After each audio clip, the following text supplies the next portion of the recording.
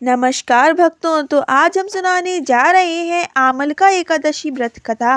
कहा जाता है कि आमल की एकादशी की पूजा तब तक पूर्ण नहीं मानी जाती जब तक इसकी व्रत कथा ना सुनी या पढ़ी जाए।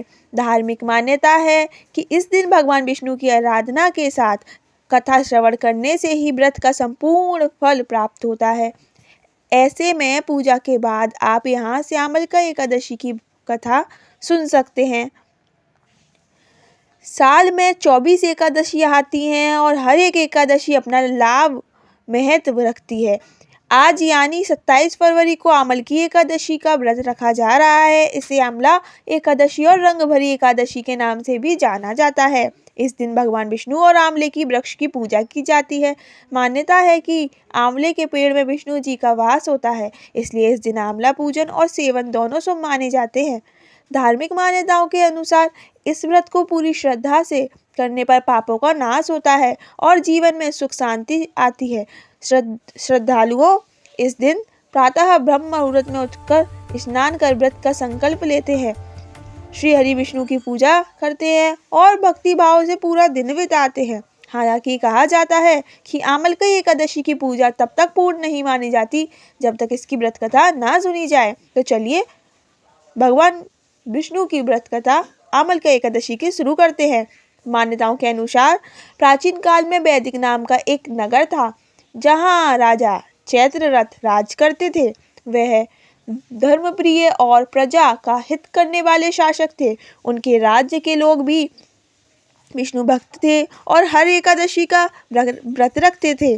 जब आमल की एकादशी आई तो राजा ने पूरे नगर में पूजा, भजन और रात्रि जागरण का आयोजन करवाया। उसी समय एक बहेलिया जो जीव हिंसा करके अपना जीवन चलाता था, भोजन की तलाश में भटकते हुए मंदिर पहुंच गया। उस दिन उसे कुछ भी खाने को नहीं मिला था। थका हारा वह मंदिर के एक कोने में जाकर बैठ गया। वहां चल रही भजन कीर्तन और आमल की एकादशी की कथा को वह चुपचाप सुनता रहा। अनजाने में उसने पूरी रात जागकर बिताई और बिना भोजन के रह गया। इस तरह उससे एकादशी का व्रत हो गया। अगले दिन जब लोगों ने व्रत खोला तब उसने भी भोजन किया, लेकिन कुछ ही समय बाद उसकी मृत्यु हो गई। उसके पाप कर्मों के कारण उसे कष्ट मिलना चाहिए था, परंतु आमल की एकादशी के प्रभाव से उसे अगला जन्म राजा विदुरथ के घर मिला। इस जन्म में उसका नाम बसुरथ रखा। बसुरथ बड़ा होकर वीर, धर्मनिष्ठ और विष्णु भक्त था।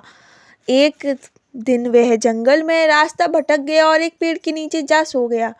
तभी कुछ डाकुओं ने उस पर हमला किया, लेकिन आश्चर्य की बात यह रही कि उनके हथियार बसुरथ पर असर करने की बजाय उन्हीं पर पलट गए और वे मारे गए।